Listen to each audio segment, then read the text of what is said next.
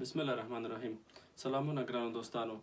د پښتو ژبې د زده کړې د ګرامر یوې بلې برخې ته ښه راغلاست. ستاسو د غوښتنو پر اساس ډیرو ګرانو دوستانو غوښتنه کړې وه چې وایي موږ ته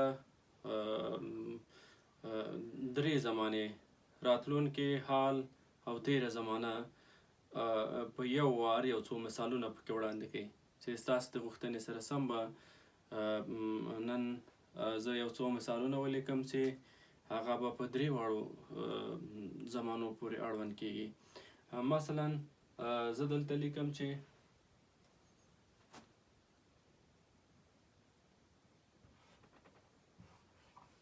احمد کار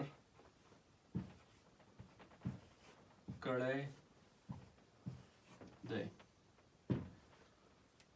احمد کار کړی دی.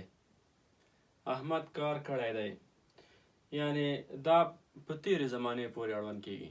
احمد خپل کار تر سره کړی یا خلاص کړی چې دا تیره زمانه شوه. احمد کار خود را کرده است.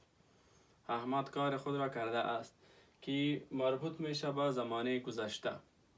احمد کار کړی دی. او که چیرته اوس مثلا دلته زه بله لیکم چې په عین شکل احمد کار کوي. احمد کار کوي. دغه دویمه جمله زموږ اړوند کیږي په حال زمانې پورې یا په حاضر زمانې پورې، ځکه چې هغه مصروف ته لګیا ده په خپل کار باندې. یا مثلا موږ وایو چې احمد ډوډۍ خوري، احمد درس لولي، احمد درس لیکي. یا په پورته جمله کې موږ وایو چې مثلا احمد ډوډۍ خوړلې ده، احمد کار کړی دی، احمد درس لوستلی دی، احمد درس لیکلی دی. دا د ده هغه کړنې دي یا هغه افعال د ده دي چې مخکې یې ترسره کړي، یعنې بشپړ شوي او تکمیل شوي دي چې دا په تیرې زمانې پورې اړه لري. تیره زمانه یا زمانه گذشته.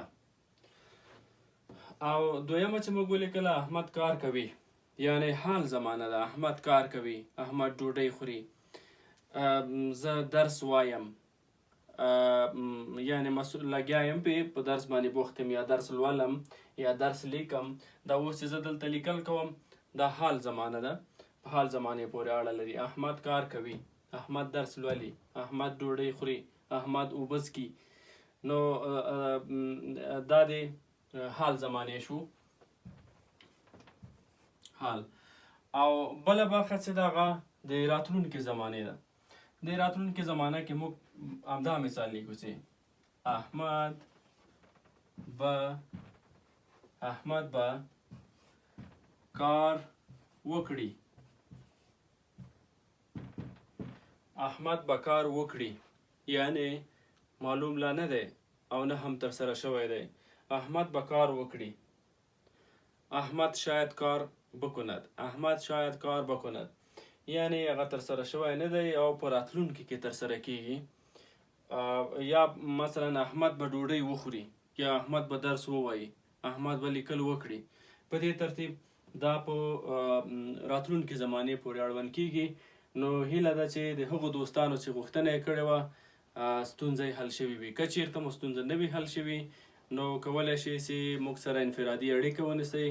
موږ به تاسو سره مرسته کوو تر څو ستونزه مو حل شي.